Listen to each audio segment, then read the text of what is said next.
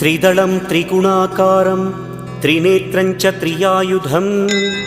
त्रिजन्मपापसंहारम् एकबिल्वं शिवार्पणम्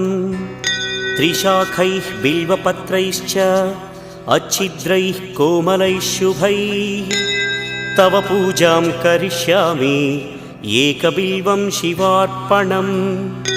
कोटिकन्या महादानं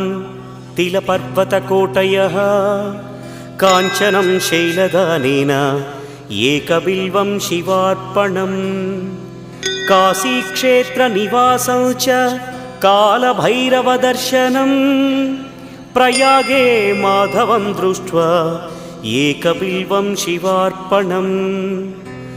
इन्दुवारे व्रतं स्थित्वा निराहारो महेश्वर नक्तं हौष्यामि देवेश एकबिल्वम्